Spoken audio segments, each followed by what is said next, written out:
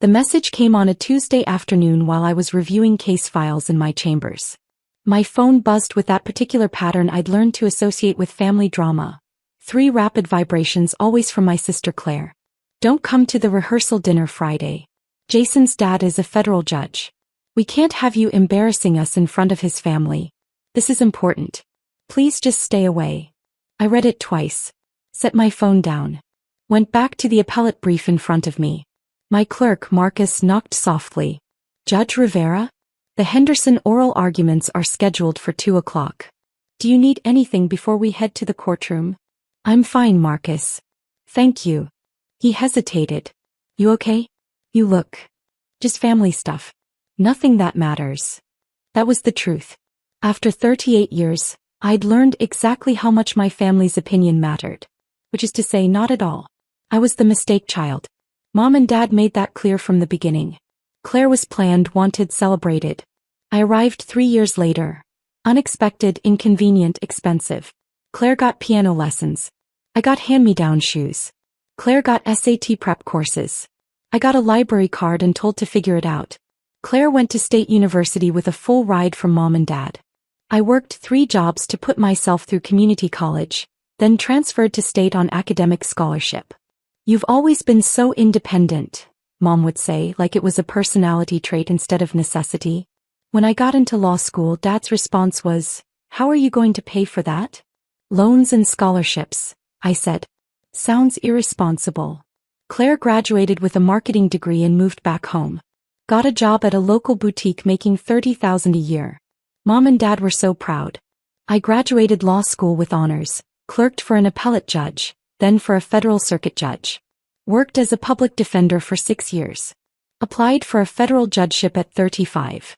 When I got the appointment, I called to tell them. That's nice, Mom said. Claire just got promoted to assistant manager. We're taking her to dinner to celebrate. I wasn't invited.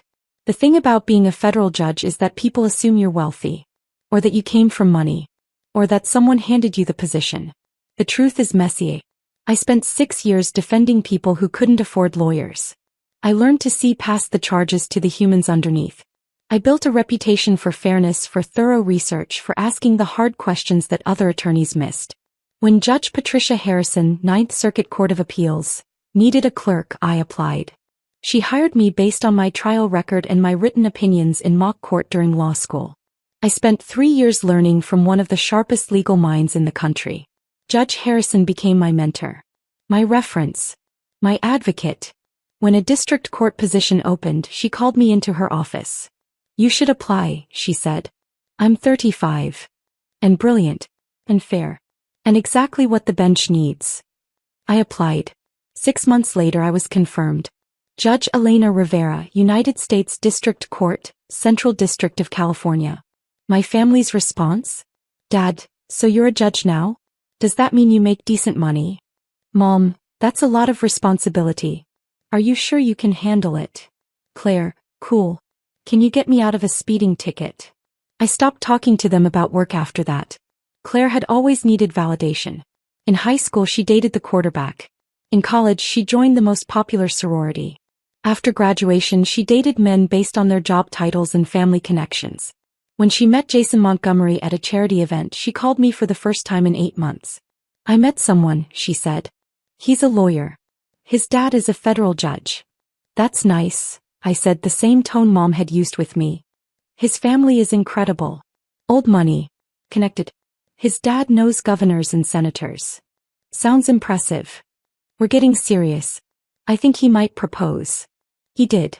3 months later, Claire sent a group text with a photo of a massive diamond ring. Mom's response, we're so proud of you. Dad's response, that's my girl. My response, congratulations. I didn't hear from any of them for another 4 months. The wedding became Claire's entire personality. Every conversation, every text, every family gathering revolved around floral arrangements and seating charts and whether the bridesmaids should wear blush or champagne. I was named a bridesmaid by default. Family obligation, not affection. The first dress fitting was a nightmare. You've gained weight, Claire said, eyeing me critically. The dress is going to need major alterations. I hadn't gained weight. I'd gained muscle from finally having time to go to the gym regularly. I'll handle it, I said. Maybe go on a diet before the wedding? I want everyone to look perfect. Mom jumped in. Claire's right. This is her special day. We all need to look our best. I ordered the dress in my actual size and said nothing. The rehearsal dinner became Claire's obsession 3 months before the wedding. Jason's parents are hosting, she announced at a family lunch I'd made the mistake of attending. At Rosewood Manor. It's 5-star.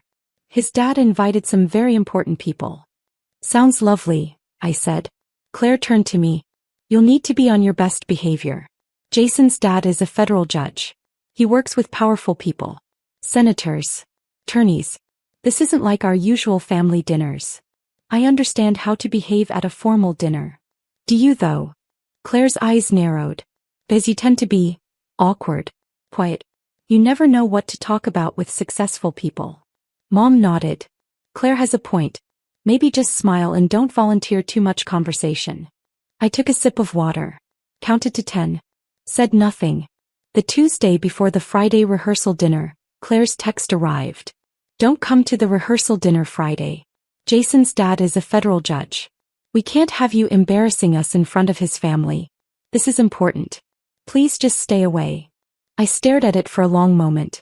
Then a second text. Mom and Dad agree. You can come to the wedding, but the rehearsal dinner is for important guests only. A third text. Don't make this a big thing. Just stay home. I took a screenshot. Saved it to a folder I'd been keeping for years. Evidence of exactly who my family was. Then I texted back. Understood. Claire's response was immediate. Thank you for understanding. See you at the wedding. I set my phone down and went back to work.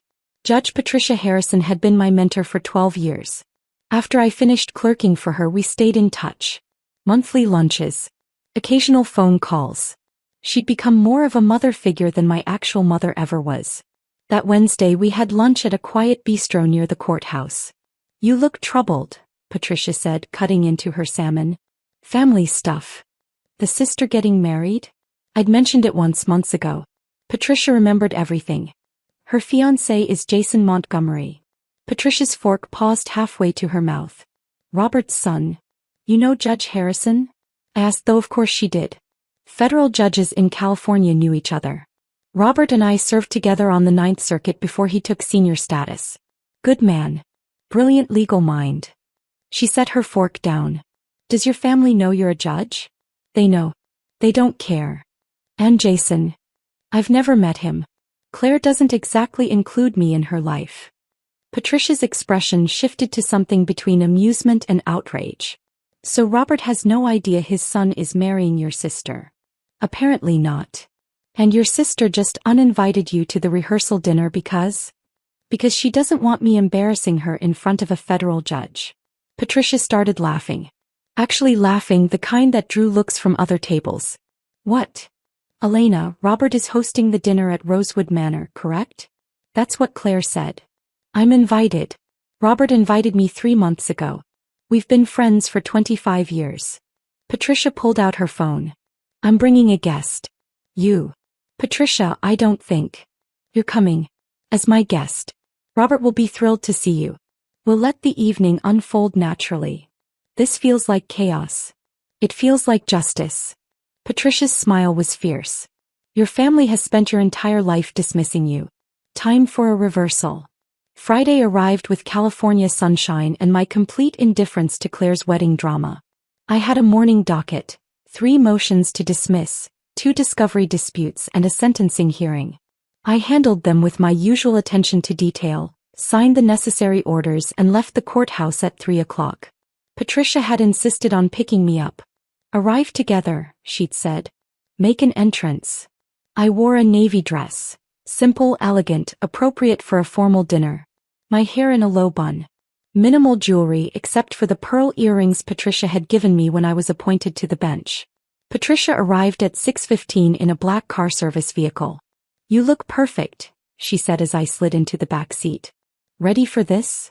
I'm ready to watch my sister's face when Judge Harrison recognizes me. Robert is going to love this. He hates pretension. Always has. The drive to Rosewood Manor took 20 minutes. The restaurant was exactly as pretentious as I'd imagined. Stone facade, valet parking, a doorman in a literal top hat. "Here we go," Patricia said as we stepped out. Rosewood Manor's private dining room was stunning. Crystal chandeliers, floor-to-ceiling windows overlooking a garden, tables set with china that probably cost more than my first car. I spotted my family immediately. Mom and Dad at the head table dressed like they were meeting royalty. Claire in a white cocktail dress, laughing too loudly at something Jason's mother said. Jason himself, tall, handsome, every bit the successful attorney Claire had described.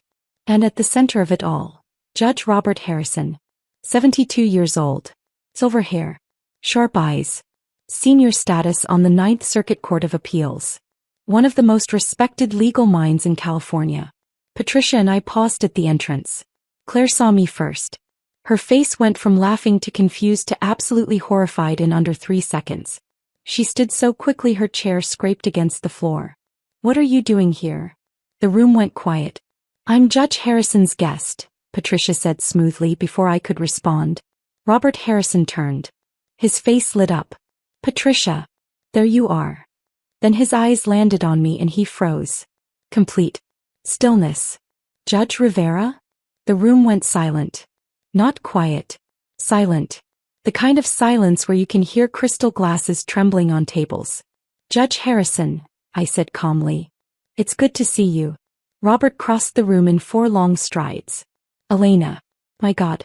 What are you doing here?" "Patricia invited me. But I didn't know you." He looked around confused. Then his eyes landed on Claire. On Jason. Back to me. "Wait. Are you related to?" "Claire is my sister." I watched him process this. Watched the connections form in his brilliant legal mind. "Your sister is marrying my son." "Apparently so." Claire made a sound, half gasp, half choke. Jason stood. "Dad, you know her?" Robert's expression was pure confusion. "Know her?" "Jason, Judge Rivera clerked for me 15 years ago on the Ninth Circuit. She's one of the finest legal minds I've ever worked with." He turned back to me. "I had no idea you were related to Claire." "We don't exactly advertise our connection," I said. Patricia was smiling like Christmas had come early. Claire's fork hit her plate with a clatter that echoed through the silent room. "You're a judge." Claire's voice cracked. "You're actually a federal judge?" "District Court," I said. "Central District of California." "Since when?" 3 years. "You never told us." "I did. The day I was appointed. Dad asked if I made decent money. Mom asked if I could handle the responsibility. You asked if I could get you out of a speeding ticket." Robert Harrison's expression darkened. "I'm sorry, what?" Mom jumped in. "Elena, this isn't the time." "Actually, Virginia, I think this is exactly the time." Patricia's voice cut through the room like a gavel. "Your daughter has been a federal judge for 3 years. She's presided over hundreds of cases. She's one of the most respected young judges in California. And you didn't think that was worth celebrating." Dad stood. "Now wait just a minute. Sit down, Frank." Robert's voice had the weight of decades on the bench. "I want to hear this." Jason was staring at me like I'd grown a second head. "You're Judge Elena Rivera?" "Yes. I cited your opinion in Rodriguez versus State last month. The Fourth Amendment search case. I remember that case. Your analysis was brilliant. I used it to win a motion to suppress." He looked at Claire. "You told me your sister worked in. What did you say?" "Customer service." Claire's face had gone from white to red. "I said she worked with people. You assumed." "No." Jason's voice was quiet but firm. "You specifically said she worked in customer service. You said she'd never amounted to much." The silence that followed could have shattered glass. Robert Harrison pulled out a chair. "Elena, please sit. I think we all need to talk." Patricia and I sat. The entire room remained frozen. "How long have you known my father?" Jason asked, still standing. 15 years. I clerked for Judge Harrison after law school. Then I worked as a public defender for 6 years before my appointment to the district court." "Public defender," Robert said warmly. "You were one of the best. I remember reading your briefs. You had a gift for finding the human story inside the legal arguments." Mom tried again. "Elena never told us any of this." "Because you never asked." Patricia's voice was ice. I've known Elena for 12 years. She's mentioned her family exactly 3 times. Each time, it was to explain why she was spending the holidays alone. That's not fair, Dad said. Isn't it? Patricia pulled out her phone. Elena, may I? I nodded. She showed the screen to Robert. This is the text Claire sent Elena on Tuesday. Robert read it. His jaw tightened. Don't come to the rehearsal dinner. Jason's dad is a federal judge. We can't have you embarrassing us. That's out of context, Claire said desperately. Is it? I pulled out my own phone. Found the folder. Here's the text from my law school graduation. Can't make it to your graduation. Claire has a job interview. Here's the one from my judicial appointment. That's nice. Claire got promoted to assistant manager. Here's the one from my first published opinion. No response at all. Jason sat down slowly. How did I not know any of this? Because I never told you about my family, Claire whispered. I said we weren't close. You said your sister was a loser who never made anything of herself. The words hung in the air like a conviction. Robert Harrison was a federal judge. He'd spent 40 years reading people, evaluating credibility, finding truth in the spaces between words. He looked at my parents. At Claire. Gazing. I think, he said quietly, we need to understand exactly what happened here. Robert Harrison didn't yell. He didn't need to. His questions had the precision of a scalpel. Claire, when did you last have a meaningful conversation with your sister? We talked at Christmas. About what? Just family stuff. Did you ask about her work? She doesn't like talking about work. I laughed. Actually laughed. That's not true. You've never once asked about my work. Not in 15 years. Virginia, Frank, Robert continued, when was the last time you visited your daughter? Attended one of her events? Celebrated her accomplishments? Mom looked cornered. Elena is very private. She doesn't like us fussing over her. That's a convenient interpretation, Patricia said. I've watched Elena give keynote speeches at legal conferences. She's argued before the Ninth Circuit. She's been featured in California Lawyer magazine. She's the youngest federal judge appointed in this district in 20 years. Are you telling me none of that was worth acknowledging? Dad's face was red. She never invited us to any of those things. Because you never came when she did invite you. Kept my voice level. Professional. The same tone I used in court. I invited you to my law school graduation. My swearing-in ceremony. My first oral arguments as a federal public defender. You said you were busy. Every single time. Claire was crying now. Quiet, desperate tears. I didn't know you were successful. You never said. I did say. You didn't listen. There's a difference. Jason stood and walked away from the table. Just stood near the windows staring out at the garden. Robert watched him. Then turned back to my family. Here's what I understand. You have a daughter who put herself through college and law school. Who clerked for federal judges. Who built a career defending people who couldn't defend themselves. Who was appointed to the federal bench at 35 years old. And your response was to, what? Ignore her? Dismiss her? Uninvite her to family events because she might embarrass you. We didn't uninvite her to family events, Dad protested weakly. I pulled up another text. Read it aloud. This is from last Thanksgiving. We're having dinner at Claire's new apartment. Small gathering. Just us and Jason's family. Maybe skip this one. I skipped it. Spent Thanksgiving reviewing case files and eating takeout. Patricia's hand found mine under the table. Squeezed. And the truly remarkable part, Robert said, his voice dropping to something cold and judicial, is that you texted her on Tuesday and told her not to come tonight because you were afraid she'd embarrass you. In front of me. A federal judge. He shook his head. I've seen a lot in 40 years on the bench. But this is a special kind of cruelty. Jason came back to the table. Sat down next to me, not next to Claire. Judge Rivera, he said formally. I need to apologize. You didn't do anything wrong. I believed what I was told about you. I never questioned it. That's on me. He looked at Claire. We need to talk. Later. Privately. Claire's mascara was running. Jason, please. Later. His voice was final. He turned back to me. I read your opinion in Martinez versus County of Los Angeles. The one about qualified immunity for police officers. It's the most thorough analysis of Fourth Amendment protections I've ever seen. I used it in a civil rights case last year. How'd it turn out? We won. My client got a settlement. Justice served. He paused. Because of your legal reasoning. Robert was nodding. Elena's Martinez opinion has been cited in 17 cases across 4 circuits.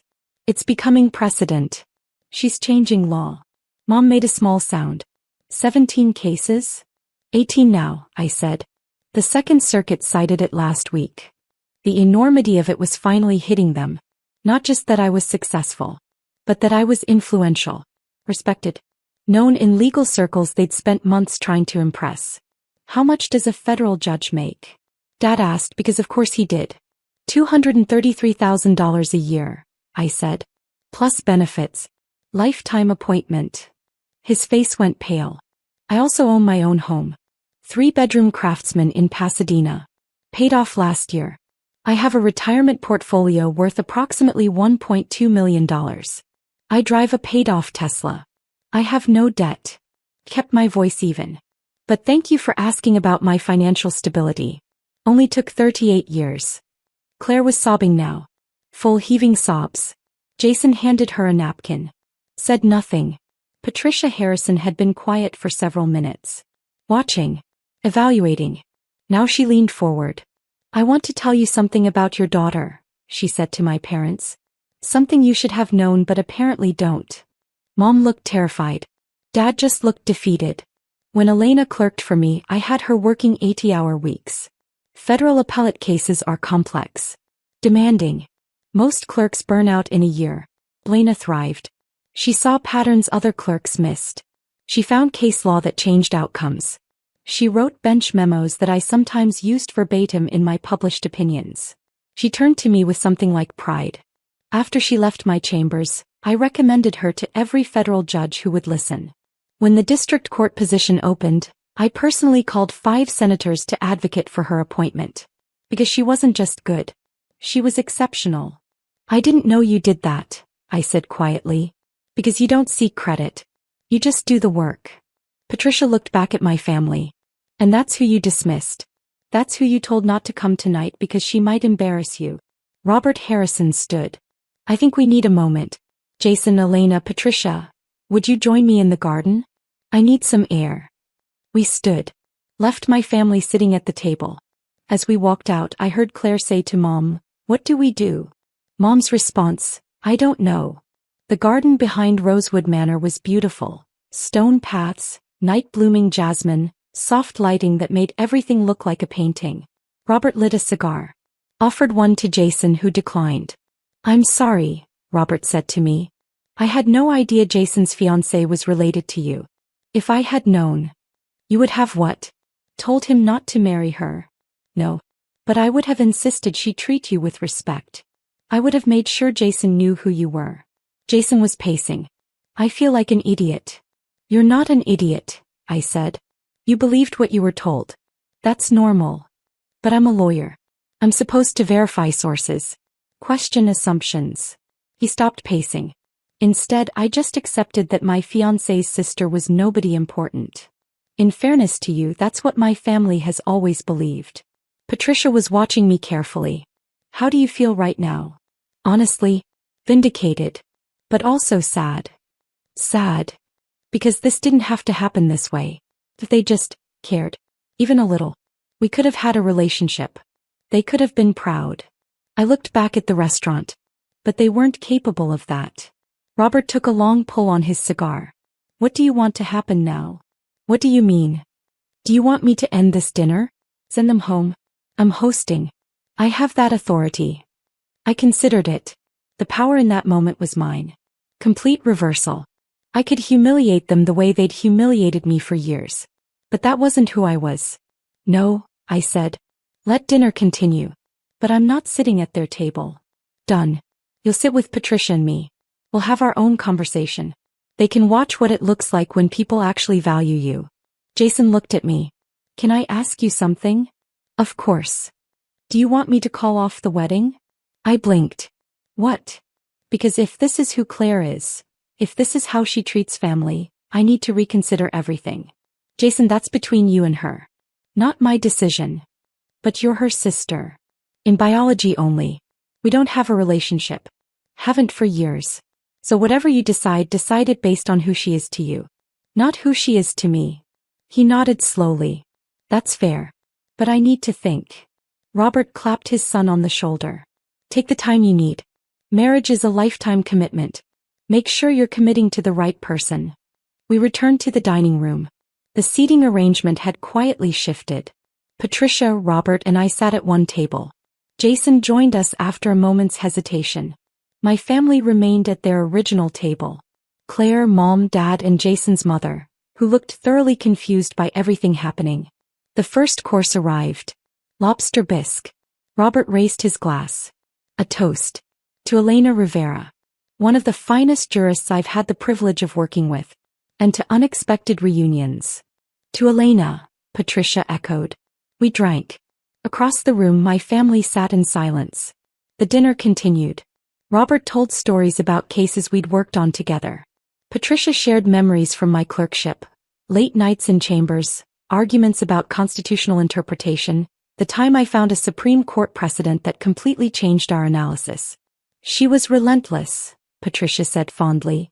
I'd think we'd settled on an opinion, and Elena would come back with a case from 1952 that nobody had cited in 70 years but was directly on point. That's good lawyering, Jason said. He'd been quiet through most of the meal. That's brilliant lawyering, Robert corrected.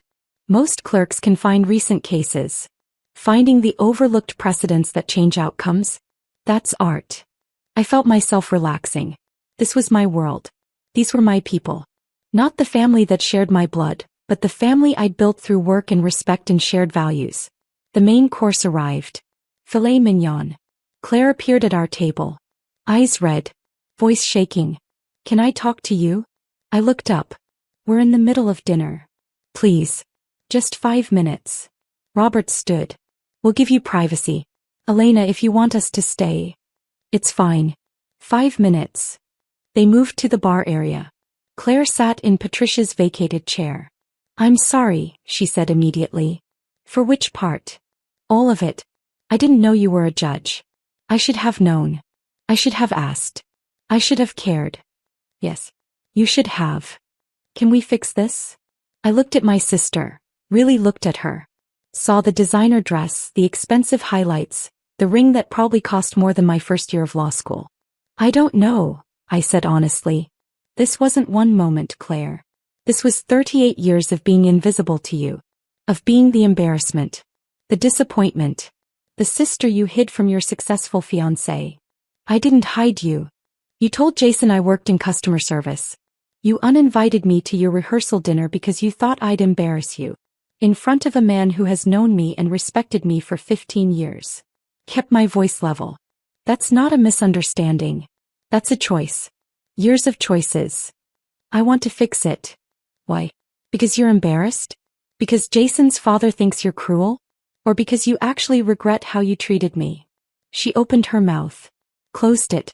Started crying again. That's what I thought, I said quietly. Jason returned to the table before Claire could respond. He'd been at the bar with his mother, their conversation looking tense. Claire, we need to go, he said. But the dinner is over. For us. He looked at me. Judge Rivera, I'm sorry for how this evening went. You deserved better. Thank you. He turned to Claire. Let's go. We need to talk. They left. Claire's eyes pleading with me one last time before Jason guided her toward the exit. My parents remained at their table looking small and uncertain. Robert, Patricia, and I finished our meal. Talked about cases. Gossiped about other judges. Discussed the upcoming bar conference. At 10 o'clock Robert called for the check. Elena, Patricia, thank you for being here tonight. This wasn't the evening I planned, but I'm glad the truth came out. Me too, I said. As we stood to leave, Dad approached. Can we talk? Tomorrow maybe. I don't think so. Elena, please. We're family. No, I said. You're people I'm related to.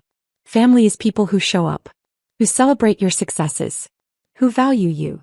I gestured to Patricia and Robert. That's family. Mom joined Dad. We want to make this right. You've had 38 years to make it right. You chose not to. I picked up my purse. I'm not angry. I'm just done. You can't mean that. I'm a federal judge. I mean everything I say. It's kind of the job. I walked out with Patricia and Robert. Left my parents standing in that beautiful dining room, finally understanding what they'd lost. The weekend following the rehearsal dinner was quiet. No calls from my family. No texts from Claire. Just silence. Monday morning I was back in chambers. Marcus brought me coffee and a concerned look. You okay? You seem lighter somehow. Family stuff resolved itself. Good resolved or bad resolved? Truthful resolved. Which is the same as good. That afternoon Jason Montgomery called my clerk to schedule a meeting. Personal or professional? I asked Marcus. He said professional. He has a case he wants to discuss. Pro bono civil rights matter. Put him on my calendar. Jason arrived Tuesday at 2 o'clock. Professional attire. Briefcase. No mention of Claire or the dinner. Judge Rivera, thank you for seeing me. What can I do for you? I'm representing a client who was wrongfully arrested. Fourth Amendment violation. I'm hoping to get before you for a motion to suppress. Has it been assigned to my court? Not yet. Random assignment. But I wanted to talk to you about the legal theory either way. We spent an hour discussing constitutional law. Jason was sharp. Prepared. Asked good questions. As he packed up to leave he paused. Can I ask a personal question? You can ask. Did you know who I was when we met Friday night? No. Patricia told me the day before. I'd never met you. But you came anyway. Patricia invited me. And I wanted to see the look on Claire's face when she realized who I was. He smiled. A real smile. Was it worth it? Completely. For what it's worth, I broke off the engagement. I sat back. Because of Friday? Because of what Friday revealed. Claire didn't just dismiss you. She built her entire identity around appearing successful while putting you down. That's not someone I want to marry. He closed his briefcase. My father was right. Marriage is a lifetime. I need someone who values people. Not status. I'm sorry. Don't be. You saved me from a mistake. He headed for the door. Turn back. I'd like to stay in touch. If that's appropriate. As colleagues. I'd like that.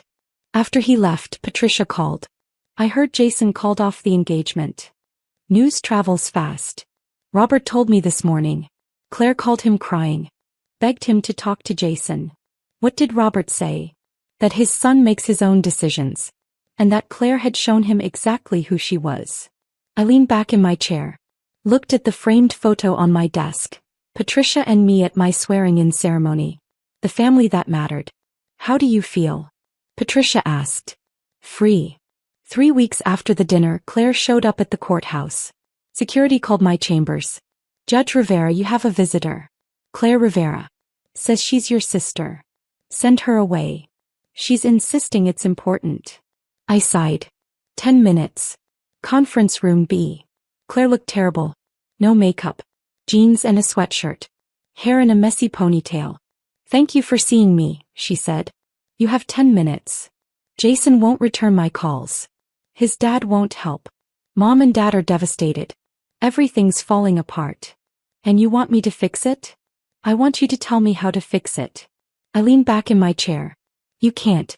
Jason made his choice. Based on who you showed him you are. That's not fixable with an apology. But you could talk to him.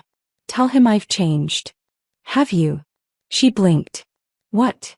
Have you changed? Or are you just upset that you lost something you wanted? Silence. That's what I thought. I stood. Claire, I'm going to tell you something and I want you to really hear it. You spent 38 years treating me like I was worthless. You convinced yourself I was a failure to make yourself feel successful. And when the truth came out, when you realized I was everything you pretended to be, your first instinct wasn't to apologize. It was to figure out how to use my connection to fix your problem. That's not. It is. Even now. You're not here because you're sorry. You're here because you want something from me. Her face crumpled. I don't know how to be different. Then figure it out. but do it away from me. I called security. Had them escort her out. That was the last time I saw Claire. 6 months later, Mom sent an email. Subject: can we talk? I deleted it. A month after that, Dad sent a letter to my chambers. Marcus handed it to me with a questioning look. Family drama, I said. The letter was 3 pages. Apologizing. Explaining. Asking for another chance. I filed it. Didn't respond.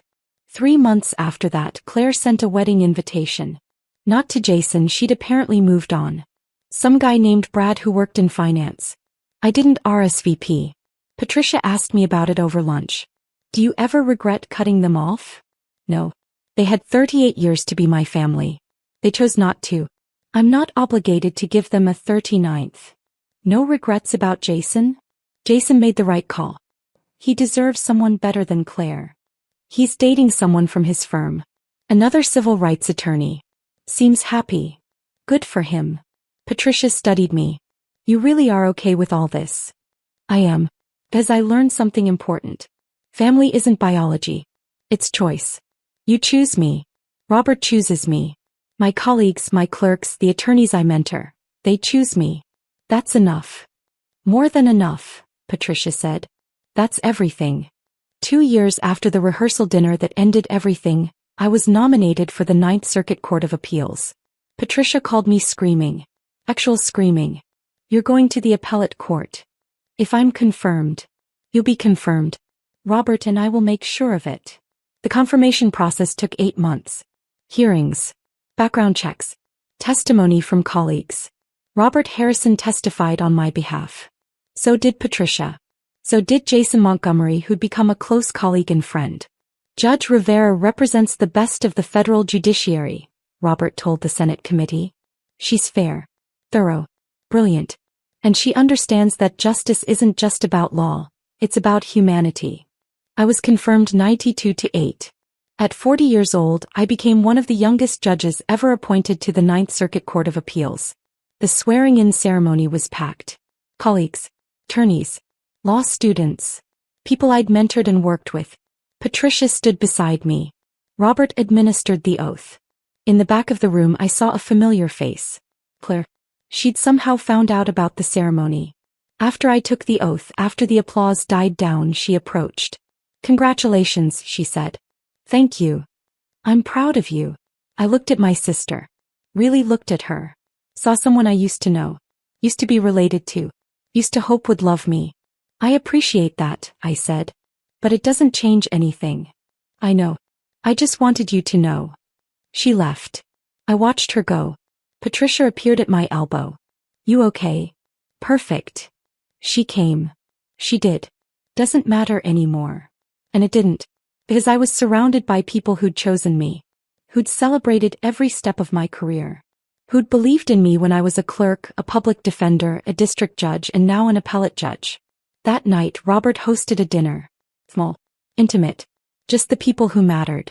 Jason was there with his girlfriend Sarah, who'd argued before me twice and won both times. Patricia. Marcus, my loyal clerk. 3 other federal judges I'd worked with over the years. We toasted. Told stories. Laughed about cases and conference arguments and the time I'd accidentally called a senior judge by the wrong name in oral arguments. At the end of the night, Robert raised his glass one more time. To Elena Rivera. Who proved that family isn't about blood. It's about who shows up. Who believes. Who stays. To Elena, they all echoed. I looked around the table. At the faces of people who valued me. Respected me. Loved me. This was family. This was everything. And my sister, sitting somewhere alone realizing what she'd lost, would never understand that the moment she dreaded most, the moment she tried to prevent by uninviting me to her rehearsal dinner, was the moment I'd finally been set free. Free to find the family I deserved. Free to build the life I'd earned. Free to be exactly who I was always meant to be. A federal judge. A mentor. A friend. Someone who mattered. Not because my family finally recognized it, but because I'd built a life where recognition came from people who actually knew how to give it.